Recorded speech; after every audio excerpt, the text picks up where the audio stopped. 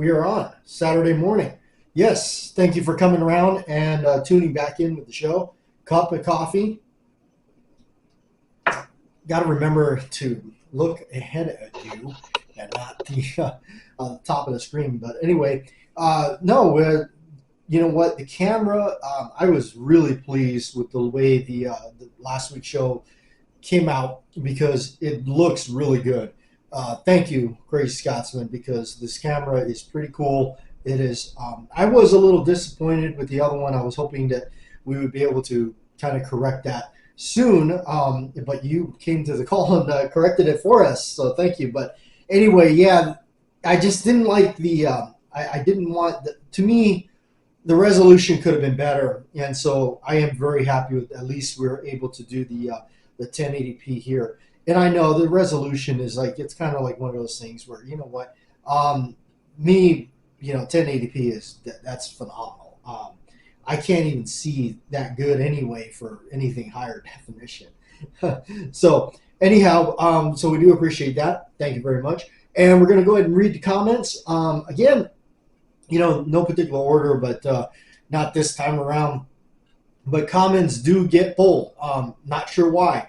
Slimfire had an issue where we weren't seeing his comments. His comments weren't popping up. I wish I had an answer. I wish I could tell you why that is. Why comments were being not read or showing up here. I don't know. It's just the way things go sometimes on this crazy platform.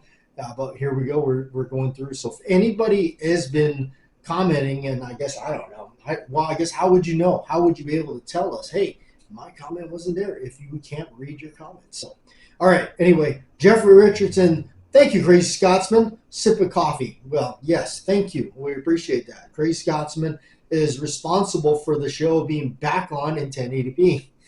Even though his camera can do 4K, I carry one actually is the one that told me. He says, man, he goes, because he started shooting a lot of stuff in 4K, and he actually killed the one computer doing it, rendering a lot of 4K videos. He actually killed one. So, all right. And this is my buddy T over there. He says, thanks for keeping the Collector's Show radio show going. This has been a great tradition to go with Saturday morning coffee. Thank you, T. We appreciate that. And this one here is from Warren Nass. Warren says, thanks for another great radio show. Love the statements on collecting and shooting in the same sentence. Yes. Take care. Have a good weekend. So we'll touch a little bit more about collecting and things like that on this Collector Show this morning.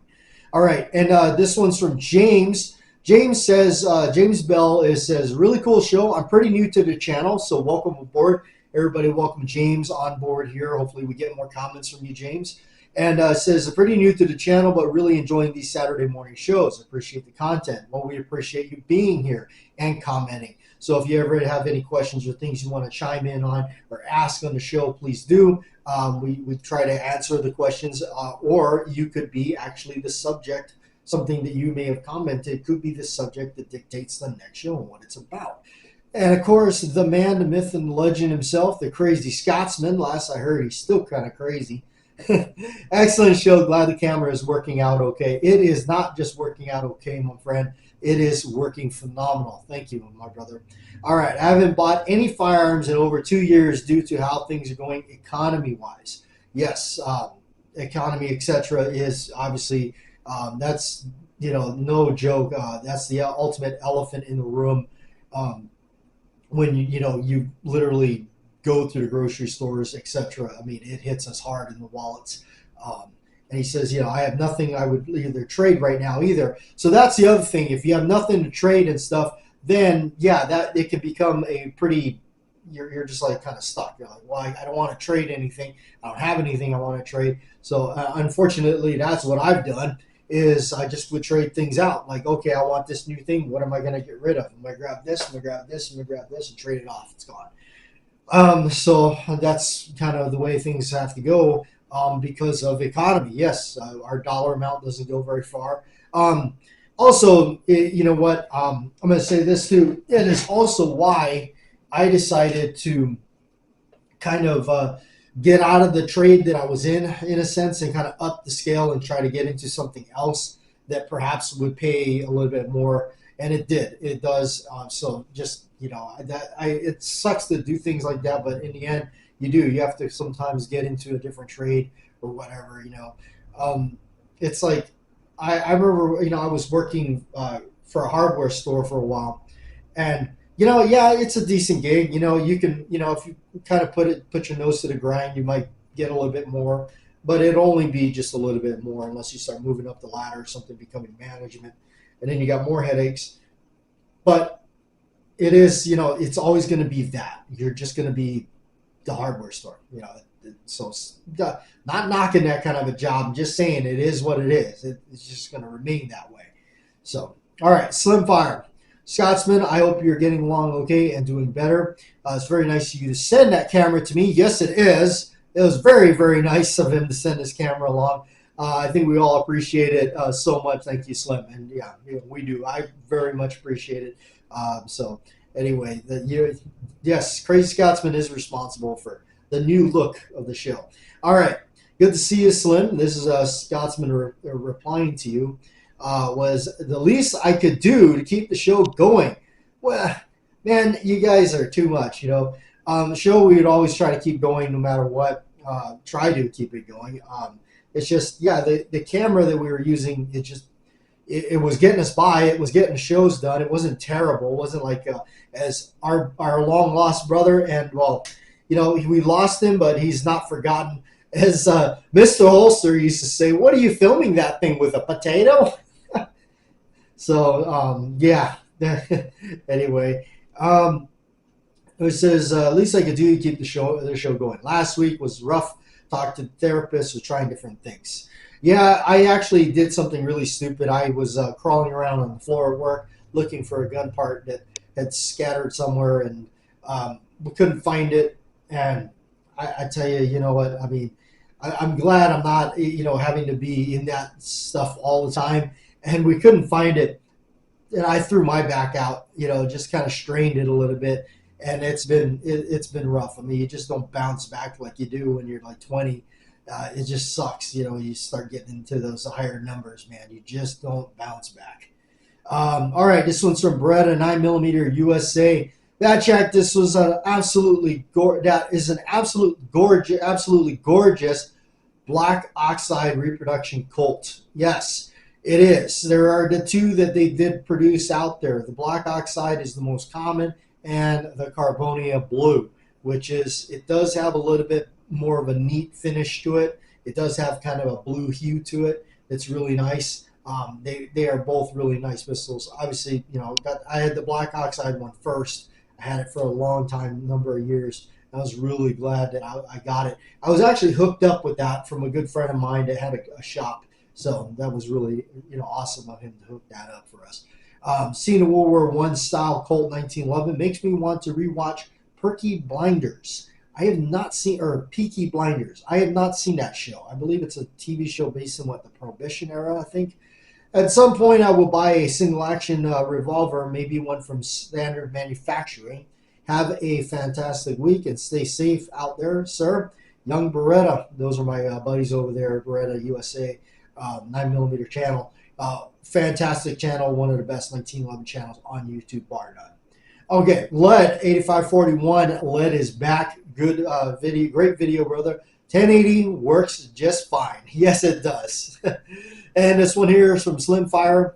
Morning, JW. I hope all is well. Thanks for the concerns about me, and I'm glad that I got home safe. And I hope they never experience a hurricane again. Well, we are very glad you're home safe. We were worried about you, Slim. In fact, one of the radio shows, I even said, where is Slim Fire? He doesn't miss a show.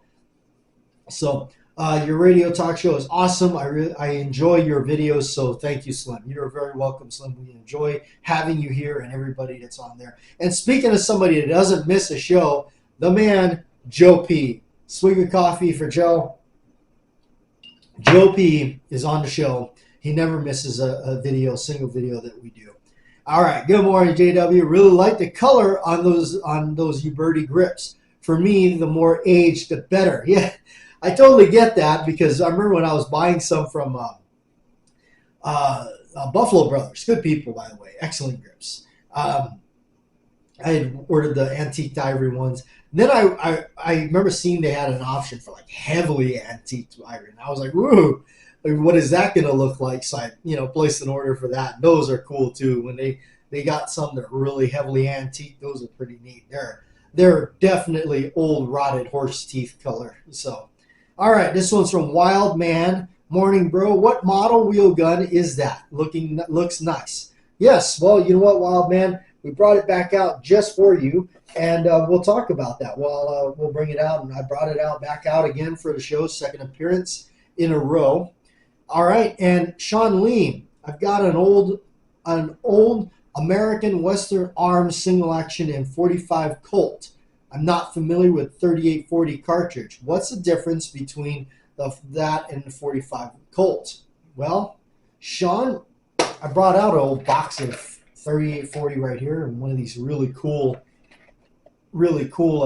old vintage style boxes there for you. We're gonna open it up. Look at that, 38 WCF. Come on, folks, what does WCF mean? Okay, we'll open that up and pull out one of these really awesome rounds. There it is. Now I don't know how well it's gonna focus here, but a 3840 is basically like it's like a 4440, or you could even say it's a 45 Colt maybe, casing that has been bottlenecked down to a 40 caliber diameter bullet. I don't know the whole exact reason why they called it the 3840 and not the I don't know if you're going to get a better look at it, but I don't know why they call it, because it's not a 38 caliber round or projectile. It's a 40 caliber diameter projectile that's been necked down. It's bottlenecked ever so slightly. And so it definitely is more of a neck down than a 4440. But it's a neat cartridge. Other than that, it's the same, I think it's the same size in the body, on the base of the casing, but except for when it just kind of tapers down to the 40 caliber projectile here. So they're interesting to load, definitely. They're kind of interesting because when I first started getting into loading it, I've loaded some of these a few times.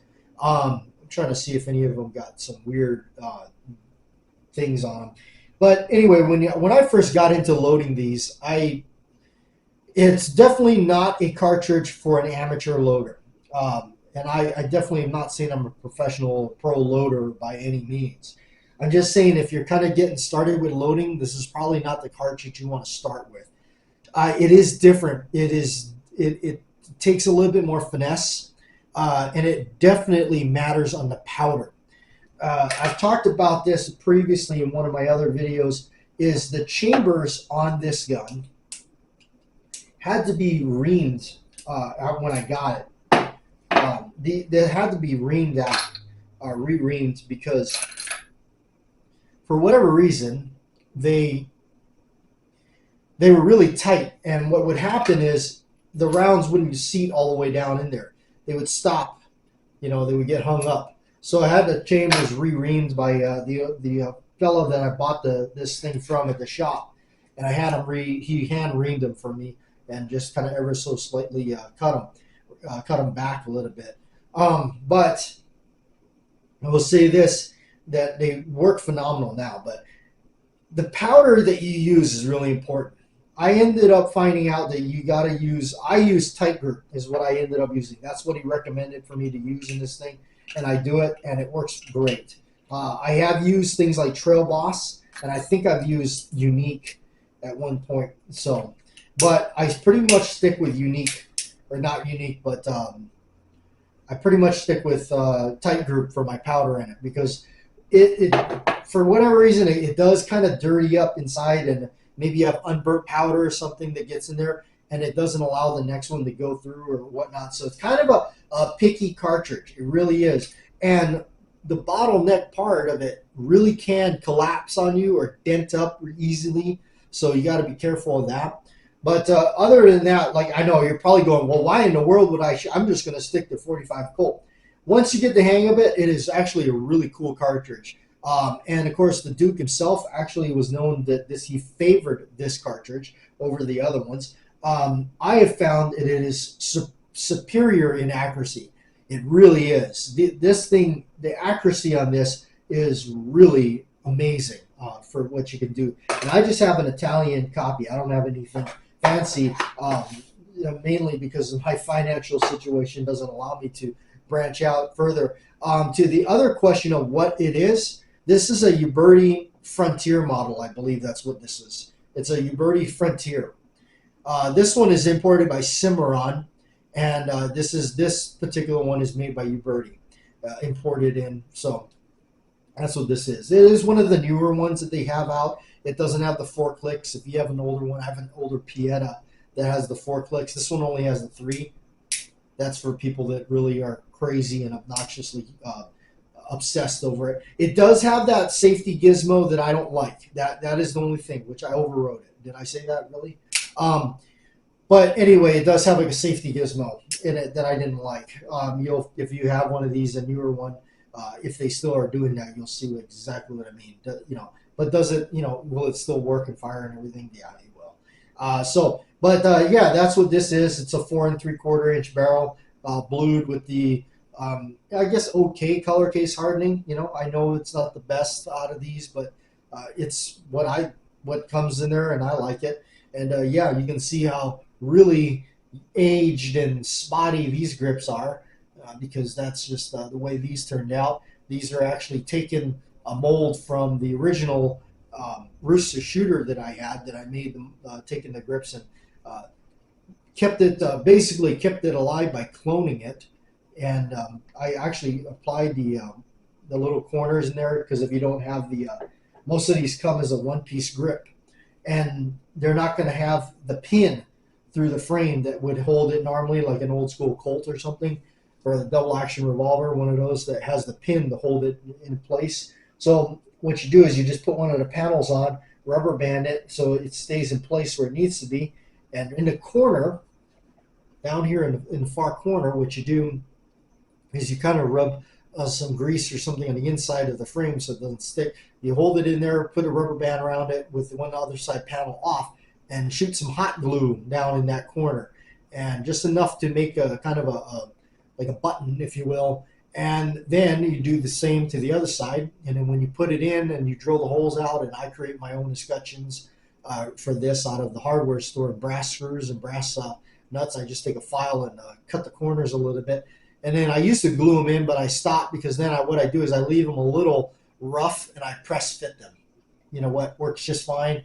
Screw looks okay. You can blacken it if you want. I just gave up on doing any of that kind of stuff, so I just keep it like that. And that's how you put the grips on as a 2-piece in something like that, where you don't have the cross pin to attach to, where you would normally try to match it up and then put a dot where you could take that cross pin and put a little piece of ink on there. And then when you put it on there, that panel, you would put a spot where it needs to be, and you take a drill and drill it, and then that's how you kind of adapt those if you're going to do that route. But I found that it's just actually more simple to just kind of put a gob of glue, hot glue in the back there, and just kind of put it together that way. Hot glue has been one of my favorite friends in a lot of these kind of projects and doing things like that. So the other cool thing is, you probably wonder what the hell this can is. My buddy picked up a Colt Anaconda, and we were shooting it and everything. So we were actually kind of making some. We picked up some Molly lead bullets for it to shoot out of it. He's going to shoot 44 Magnum out of it, and this is actually bullet lube. We made our own bullet lube to kind of grease it up a little bit, so kind of cut back on the fouling a little bit. But yeah, it's pliable, but you got to kind of break yourself off a little bit of it. Actually, what I'm going to do when I load up my batch of it for him, I'm going to heat that up, melt it again, and I'm just going to dip once I get the bullets all made, I'm just going to dip the bullets into it and just kind of coat it that way, kind of like the old black powder methods and way. And it's just an experiment to see if it cuts down on some of the fouling that the Molly coat bullets give you. And I know some people are like, "Why just shoot Jack of all?" It's because we're cheap. We don't have the finances to just keep shooting $1 a shot kind of stuff out there. So the cheaper the better for us. Anyway, so that's that, and that's what we're doing there. You know, it's kind of interesting because I checked out the Anaconda, and I was like, I don't know. I got to admit that once I saw one, and I actually saw his, and messed with it a little bit. I'm not a fan. I know. Am I really seeing that? And it has nothing to do with the fact that it's what it is or anything like that. No, I mean it shoots phenomenal. The thing is extremely well crafted.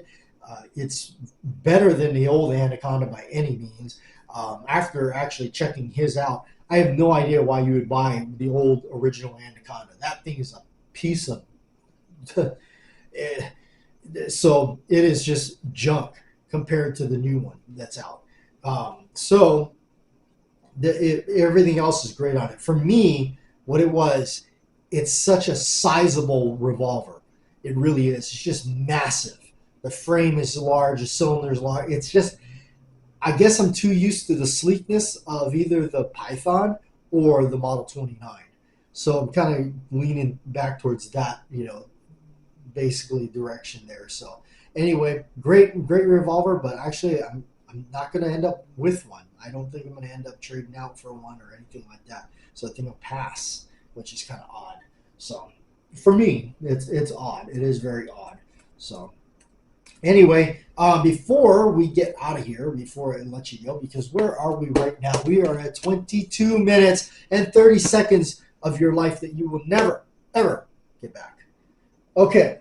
The other last thing we're going to talk about is something on the collectible stuff. When you're looking at collectible stuff, especially like the old military 45s and stuff like that, which we got one out here for just as a supporting act. We brought one out. What's really important about these things is when you're looking to buy them, because they're very pricey these days. They're just absolutely to the roof in prices. Are they worth it? To me, no, they're not. Plain and simple. I'm just going to say it. They're not worth the, when people are talking about $3,000 and up for them, they're not worth it. I don't think they're worth it. So the thing to remember is there's a lot of fakes out there. There's a lot of weird stuff. But for me, at least, what it is if I'm going to shell out cash for these things, I want an original one. I want a fresh battlefield war bring back one that, grandpa, stuffed in his duffel bag, whatever, and brought it back. That's the ones I want. I don't want the ones that have been arsenal rebuilt or anything like that. So here's a couple pointers when you're looking for them and everything like that. This one happens to be a Colt. This is a 1942 or 43. I can't remember. We looked it up one time, and it's got the correct magazine marked CS. The magazines were, for the most part, unmarked. You'll see it's got a little marking on the bottom. I don't know if you're going to be able to see it because it doesn't focus very well. But it says CS on the bottom. I believe that's Scoville or whatever magazine. I can't remember, but they are one of the companies that made them for World War II. And most of the Colts, if you're looking at Colts, are going to have a checkered mainspring housing. It's arched. The mainspring housing is going to be checkered. This one happens to be, like I said, this is an early war gun. So it does have the same U-notch rear sight, which the early ones did.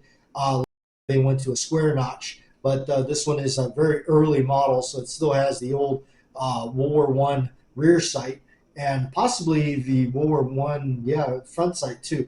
Now this one here, because it's an early Colt actually serialized the slide to the frames. This one is correct. It's got the correct serial number to the slide to the frame. And in fact, the really cool thing about it and where it's serialized is underneath the firing pin plate here in the back. I don't know all the technical terms on it because I'm just a regular Joe. I'm not a pretend to be, Smith or something.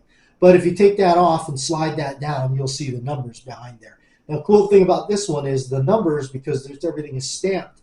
On the reverse side of the plate, it actually got imprinted on the plate there on reverse because the hammer firing it made it it gave its own fingerprint onto the plate. So that's cool because that really shows you that this thing was certainly not rebuilt in any form of way. So, and it's got some, markings on it. It's got some wear on it. It definitely shows that it's been there and done something. Also, the frame is marked GHD. There was other Colt marks that Colt had done, which is I think WB. Can't remember who that stands for off the top of my head. I used to have it all memorized. There was, yeah, that one, and GHD is most common that you're going to see during World War II. And it stands for, I believe it's like Guy H. Dewey or something. He was the inspector for Colt. The other things too, like this one being an early one, it's got a milled trigger instead of a stamped one. You can tell that difference when you see them both side to side. It's kind of pretty obvious. But main thing is stampings. Look at all the stampings. If they're at all washed out in any way, it's a good indication that it's probably been reparkerized. That's kind of a big one. Always look for that. Another way you can tell is there was a ordnance cartouche or whatever you want to call it in the back here below the serrations, usually in this spot. There's a cross cannon cartouche or inspector mark or a proof mark, whatever it is. And those are usually kind of faint. They're not always, like this one's pretty pronounced, but it's always kind of just a light strike, not as heavy as some of the other markings on it. But that'll be an easy one that'll get washed out. Also, where it says like United States property, I've seen some of them where it's kind of washed out a little bit towards the rear where it says United. It's kind of washed out a little bit, kind of the way we are right now. But anyway, so the front here, where it says M1 1911 A1, all that stuff, it's pretty significantly deep there. So that's always kind of markings, and you'll see if it has been usually if it has other markings here where it'll say like SA or some other thing, it's usually an indication that's who rebuilt the thing or redone something on it. So anyway, those are just kind of some pointers, not to get too in depth on them, but if you're looking to drop some coin on these things, that is kind of the way it is. Some things to look for, because the last thing you want to do is drop $3,500 on one of these things, and it turns out that it's probably only worth about maybe $2,000, something like that at best. So that is always something to be concerned about. I was very fortunate when I ran into that some years and years ago. I've had it for a while now. But yeah, I was really lucky to be able to scoop that up and trade into it. I think that when I traded into it, I got the better end of the deal. So, but anyway, still proud to own it. It remains in the collection. That is something that will not be traded off, because to me, it is irreplaceable, because there's no way I can afford one at full price now. So anyway, there you have it. Have a good one.